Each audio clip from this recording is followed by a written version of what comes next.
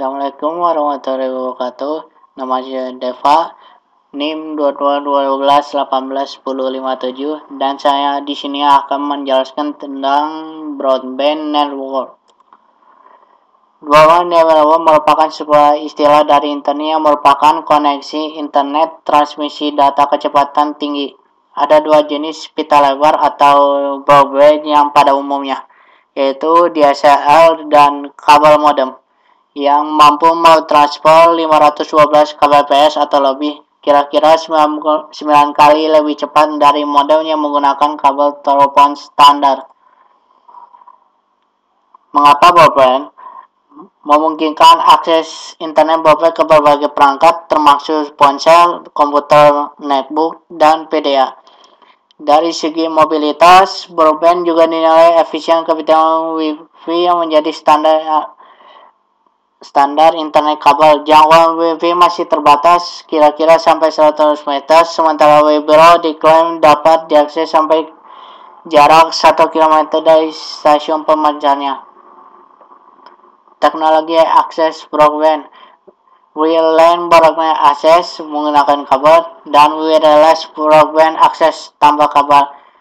Di sini wireline ada dua, di XDSL dan FTTT atau HFCL, sedangkan wireless broadband access ada dua, dari wireless LAN Wi-Fi dan WiMAX. DSL adalah istilah menyebut sebuah tipe teknologi digital subscriber lines. Dua jenis utama adalah ADSL dan DSDSL. Dua jenis lainnya adalah high data rate DSL dan very high DSL. Teknologi DSL termasuk teknologi VoIP, Voice over IP, yang sedang tren saat ini yang sedang dikembangkan. Teknologi yang mengoptimalisasi saluran telepon biasa menjadi saluran digital kecepatan tinggi, memberikan layanan broadband. DSL memungkinkan terjadinya komunikasi data dan voice secara bersamaan menggunakan jaringan akses kabel tembaga atau bisa disebut dengan line phone. Jenis-jenisnya ada 6: IDSL, ISDN Digital Subscriber Line, SDSL Asymmetric Digital Subscriber Line, ADSL Asymmetric Digital Subscriber Line, VDSL Very High Bit Rate Digital Subscriber Line, HDSL High Data Rate Digital Subscriber Line, dan RDSL Rate Adaptive Digital Subscriber Line. ADSL merupakan singkatan dari Asymmetric Digital Subscriber Line, yaitu bentuk dari teknologi pada komunikasi data yang mentransmisikan data dengan cepat yang tinggi melalui kabel tembaga telepon dan memiliki sifat asimetrik. Sifat asimetrik maksudnya bahwa ditransferkan dengan kecepatan berbeda dari satu sisi ke sisi lain. Hardware DSL ada modem, DSL seperti filter voice dan data, moderator DSL, dan multiplex atau IP switch, titik penyambung antara DSL dengan RAS, dan RAS routing dari user ke ISP tujuan. Di sini ada konfigurasi atau peta dari ISP itu dari jenis ADSL tersendiri. Kelebihan teknologi ADSL, pembagian frekuensi menjadi dua, yaitu frekuensi tinggi untuk menghantarkan data, sementara frekuensi rendah untuk menghantarkan suara dan fax. Bagi pengguna di Indonesia memakai program Speedy, penggunaan ADSL membawa kegiatan ini jauh lebih murah sehingga kita dapat berinternet tanpa khawatir dengan tagihan yang membengkak. Satu saluran telepon dapat digunakan untuk pembicaraan telepon dan akses data internet, file transport dan email, dan lain-lain pada saat bersamaan. Koneksi ke internet jauh lebih cepat menggunakan analog modem. Kekurangannya seperti sangat berpengaruh jarak kecepatan pengiriman data. Semakin jauh jarak antara modem dan PC, semakin jauh juga lambat kecepatan mengakses internet.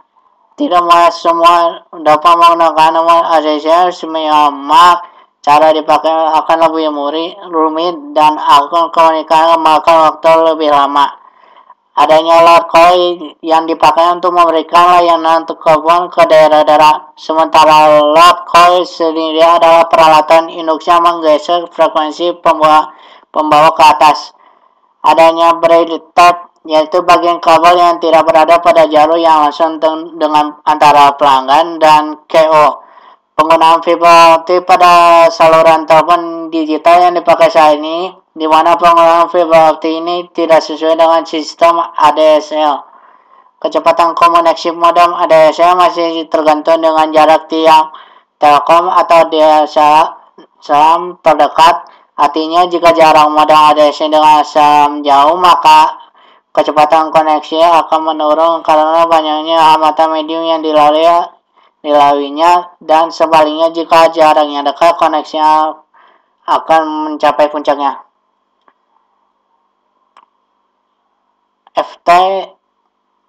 FTTX, AFC, Fiber to the Building, FTTB, Fiber to the Core, FTTC, Fiber to the Home, FTTH, Hybrid System, Hybrid Fiber Cost, HFC. Di sini peta dari FTTH Network.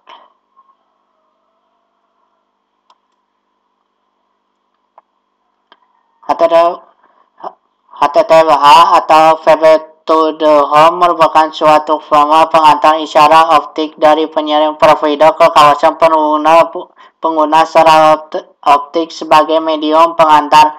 Pengembangan teknologi ini tidak lepas dari perkembangan teknologi isyarat optik yang dapat menggantikan kabel konvensional, dan juga didorong oleh keinginan untuk mendapatkan layanan yang dikenal dengan istilah triple play service, yaitu layanan akan diakses internet yang cepat, suara, dan video dalam satu infrastruktur pada unit pelanggan. Peta dari Hybrid Fiber Cost. Hybrid Fiber Cost adalah teknologi jaringan telekomunikasi yang menggabungkan kabel koaksial dan kabel shelf optik. Kombinasi antara kabel koaksial dan shelf optik ini digunakan untuk membawa konten-konten berbeda seperti video, data, suara, dan layanan interaktif lainnya untuk menggunakan kabel koaksi dan shelf optik. Keunggulannya, dengan menggunakan HFC, sebuah perusahaan CATV lokal dapat menginstal kabel secara optik dari kabel head-end, kabel untuk pendistribusi, untuk melayani node yang terletak di wilayah industri dan pengiriman pengguna. Keunggulan HFC adalah memiliki PW-nya yang besar, tingkat kebisingannya yang rendah, dan tahan terhadap gangguan cuaca. HFC ini memiliki beberapa karakteristik, yaitu kabel secara optik yang dapat dibawa ke dekat. Penggunaan harus mengganti kabel koaksi antara digital di wilayah permukiman dan industri. Wireless LAN atau bisa disingkat dengan Wi-Fi adalah sebuah teknologi yang memanfaatkan peralatan elektronik untuk bertukar data dan nirkabel melalui sebuah jaringan terkomputer, termasuk koneksi internet kecepatan tinggi. Sebuah alat yang dapat memakai Wi-Fi dapat terhubung dengan sumber jaringan seperti internet melalui titik akses jaringan nirkabel. Titik akses seperti itu mempunyai jangkauan sekitar 20 meter, 65 kaki di dalam ruangan, dan lebih luas dari luar ruangan. Cakupan hotspot dapat mencakup wilayah seluas kamar dan dinding yang melengkapi gelombang radio atau beberapa mil persegi. Ini bisa dilakukan dengan memakai beberapa titik akses yang saling tumpang tindih.